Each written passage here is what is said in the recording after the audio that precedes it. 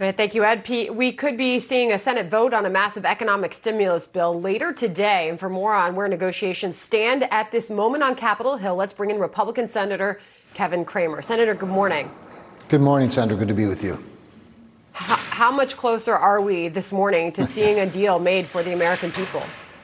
Well, we're obviously closer because it's another day. The unfortunate thing is this exact same thing we heard on Saturday, the same thing we heard Sunday, same thing we heard Monday, and now we're hearing it again today. And I think, I was encouraged, frankly, by the president's tweet last night where he said, enough is enough, it's time to vote. I think, we should have cut that off a long time ago because Democrats will, naturally, they'll try to add to the pile as long as the pile is left unattended. So, I'm optimistic, I'm eternally optimistic, but I'm also willing to wait and see what happens because I just can't be sure where Chuck Schumer's head is right now. Well, there certainly is a sense of optimism out there. We are looking at the U.S. stock market futures indicating a significant rally on the open this morning. Dow futures up 930 points in anticipation of a deal getting done. Chuck Schumer, you mentioned, in these negotiations, he says that they're closer this morning, but there's still some differences. And now you've got Nancy Pelosi unveiling this $2.5 trillion counter proposal. So what are the major sticking points preventing a deal from getting done right now, Senator? Well, I think the one major sticking point is Nancy Pelosi's interruption of all of this. Her coming into town, proposing her own deal that is a Disney World wish list instead of a reality check, and Chuck Schumer yielding to her, quite frankly. And I think it's time for the Senate to be the Senate. Chuck Schumer has to pull up his big boy pants and take control of his own conference instead of letting her have control of it. And I think that's the biggest sticking point. We have to stop this at some point because just think of this: we've lost 2 days, Sandra, unnecessarily doing this. And when you extrapolate that 2 days out and you consider what will those 2 days be worth a week from now or 2 weeks from now as this thing gets worse, and every day lives are lost, people get sick, people are losing their jobs, and the urgency seems to be lost on the speaker. Well, what is your message then to the American people who see Congress fighting back and forth on this issue? What you hear from Democrats when they look at Republicans' proposal here is that this targets large corporations, that this helps the American companies more than it helps the American workers. And that's why you've got Nancy Pelosi now laying out her plan. So what do you tell the American people is the ability for Congress to finally come to a compromise on this?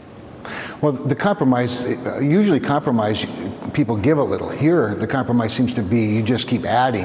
And what I would say to the American people is that if you have a Democratic United States Senator, call that person and tell them to get to work, vote, bring up the vote, pass the bill, wherever it is at this current time. 1 trillion became 1.6 trillion, which is now 2 trillion. But with regard to their arguments, remember, Democrats were at the table throughout the weekend, sitting safely at a safe distance across from Republicans, hashing this stuff out. There's a lot in there for companies for sure, but there's a lot in there for workers. And by the way, companies hire workers. And I just think you need to get back to what you recall from Economics 101 and how wealth is created.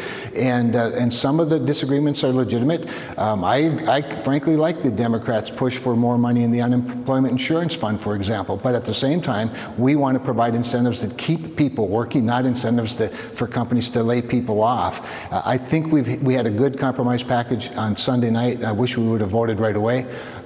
Today's the day to do that, and if a few more things get added in, we're gonna pass it because the American people need help now. The timing is just as important as the package itself. And to that point, when you look at the timing of this, I mean, you've got hours passing by, days passing by, where there are families in this country that are really struggling. Either they've been laid off or they don't know where their next check will come from. So again, I point to the U.S. stock market this morning. It's indicating some sort of optimism. Do you see a vote happening later today, as Chuck Schumer indicated? Well, I do, but again, Chuck Schumer said that over the weekend. He said that Monday. But I do feel like, here's what I think. There's been a maximum pressure campaign put on Chuck Schumer by Senate Republicans. About 37 of us, I think, went to the floor yesterday and made it very clear, we're not going to tolerate any more of this. The American people won't tolerate any more of this, and we're not going to let the American people forget whose fault this was. And that pressure seems to be working. I think he's hearing from his rank and file members saying, I can't stand with you anymore, Chuck. In fact, they lost one yesterday on a vote, and so I think that's working. So I am optimistic, Sandra, and I think that people should be, and clearly the markets are. And by the way, this package has a lot in it for small business, medium-sized business, yes, large business, but most importantly, the employers, the employees that work for them. And there are plenty of safeguards. There are guardrails in a lot of this money so that, for example, CEOs can't get pay raises, you can't buy stocks back. And we're going to use, for the most part, existing credit facilities. The credit terms will be commensurate with the risk that we're taking with the American people's dollars, while also allowing enough flexibility to make sure it's industry neutral, so there aren't industries left out of the packages. These are the signals that the stock market wants to see, and these are the signals small business needs to see so that they can keep people hired.